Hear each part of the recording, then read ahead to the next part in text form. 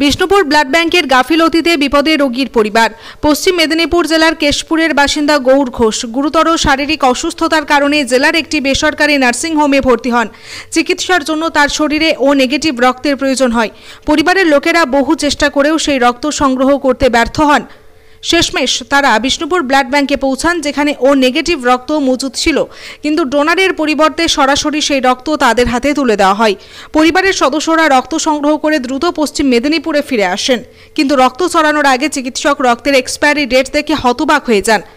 রক্তের সংগ্রহের তারিখ লেখা ছিল 26/2/2025 এবং মেয়াদ উত্তীর্ণের তারিখ ছিল 2/4/2026।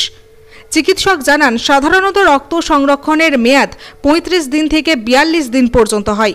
তাহলে কিভাবে প্রায় 1 বছর 2 মাসের এক্সপায়ারি ডেট দেওয়া হলো?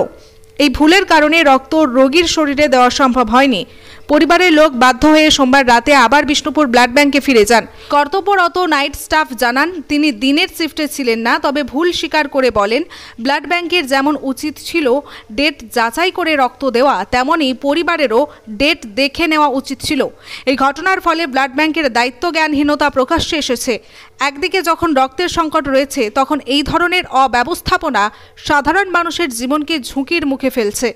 অন্য ব্লাডে বেশিরভাগ আমাদের হয় ঠিক এবার শেষ হয়ে গেছে, কিছু সমস্যাটা হতেই পারে, কিন্তু সেটা লিখানো হয়েছে যেটা ছোট্টখাট্টো যে স্কুল তারও দেখার কথা ছিল।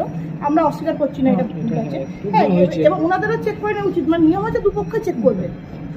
এবার সেটা যদি ওভারলুক হয়ে গেছে, ওরা তো বাই ফোন এটা করতে মেদিনীপুর থেকে করে না, বিষ্ণুপুর ঠিক আছে, মেদিনীপুর থেকে না সত্যি আশ্চর্য লাগছে। সকালে এসেছি, আবার রিটার্ন সঙ্গে সঙ্গে আমরা বেরিয়েছি। আর আমি তো নাইট স্টাফ, বলতাম ছিল। হ্যাঁ, আমার পেশেন্ট মেদিনীপুরে ভর্তি আছে, আমি রক্তর জন্য বিষ্ণুপুরে এসেছিলাম। হ্যাঁ, আর এখানে রক্ত বিষ্ণুপুরেও ছিল না, কিন্তু এখান থেকে আমরা ডোনার নিয়ে বিষ্ণুপুরে রক্ত দিয়েছিল, কিন্তু যে আমাদের কাগজ এনেছিলাম, কাগজের থেকে যে রক্তর গায়ে লেভেল আছে 1 বছরের ডিফারেন্স। হ্যাঁ, তাই আমরা আবার এসেছি। আমরা বাঁকুড়ার বিষ্ণুপুর থেকে Abhijit Mukherjee report, SS Bangla news.